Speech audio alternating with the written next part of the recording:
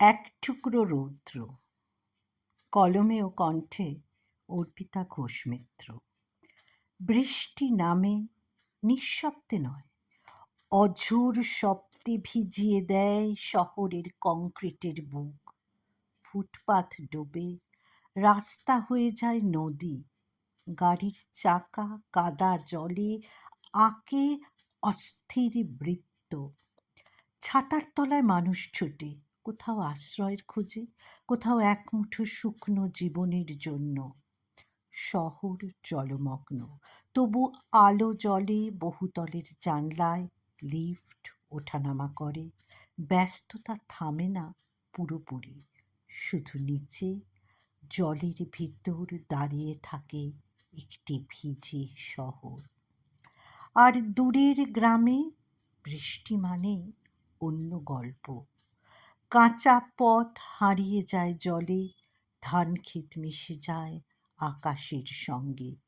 পুকুর উপচে জল নামে উঠোনে, মাটির ঘরের দেওয়ালে জলের দাগ বাড়তে থাকে।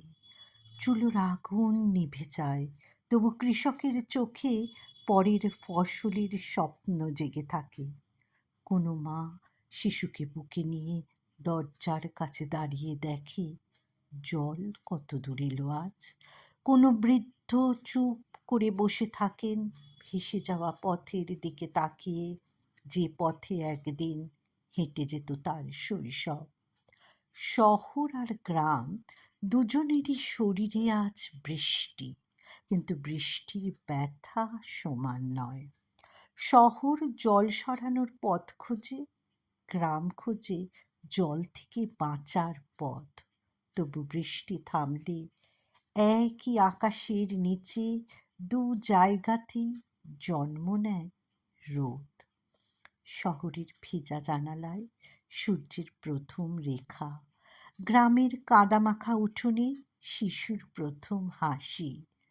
জল যতই গ্রাস করুক, মানুষ ততবারই শেখে ভেসে থেকে বাঁচতে। কারণ বৃষ্টি শুধু জল নয়, বৃষ্টি কখনো পরীক্ষা, কখনো স্মৃতি, কখনো নতুন সবুজের প্রতিশ্রুতি। আর জলমগ্ন শহর, ডুবে যাওয়া গ্রাম, সব পেরিয়ে মানুষের বুকেই শেষ পর্যন্ত জেগে থাকে এক টুকরো রৌদ্র।